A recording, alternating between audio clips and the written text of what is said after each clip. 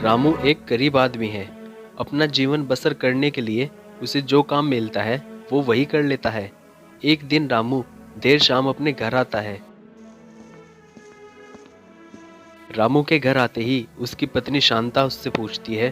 क्यों जी, आज बहुत देर कर दी घर आने में? कुछ काम मिला या नहीं? अरे भगवान, सुबह से काम तलाश रहा हूँ। सुबह से शाम हो गई है, लेकिन कहीं कोई काम नहीं मिला। समझ में नहीं आ रहा मैं क्या करूँ। ऐसा कब तक चलेगा जी? घर में अनाज का एक दाना तक नहीं है। ये हाल रहा तो हम भूखे मर जाएंगे। ऐसा मत बोलो शांता, मैं जरूर कुछ करूँगा और भगवान ने चाहा तो सब अच्छा ही होगा। फिर कुछ सोचते हुए रामू बोला। शांता, मैं एक काम करता हूँ। मुझे जूते बनाने का काम आता है, मैं वही काम शुरू कर देता हूँ। हाँ, ये सही रहेगा। कल सुबह से ही आप ये काम शुरू कर दो। क्या पता इसी काम में भगवान हमारा साथ दे। अगले दिन रामू जूते बनाने का सारा सामान एक पोटली में बांधकर काम के लिए निकल पड़ा।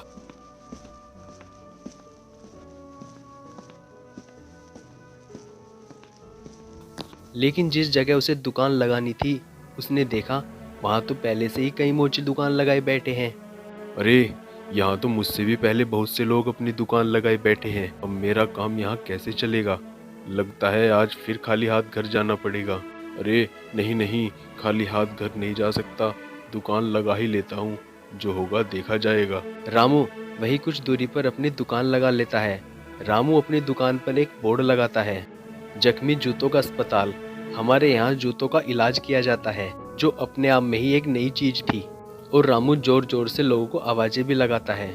जूतों का इलाज करवा लो, जूतों का इलाज करवा लो, अपने जूते नए बनवा लो।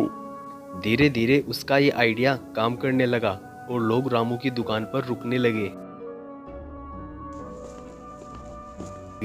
अरे भैया, ये क्या है? जूतों का अस्पताल? भैया मेरे जूतों का भी इलाज कर दो, ये जख्मी हो गए हैं।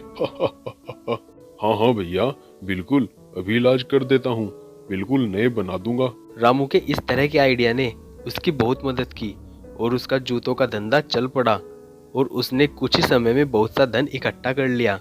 अब रामू को कहीं काम तलाशने की जरूरत नहीं पड़ती।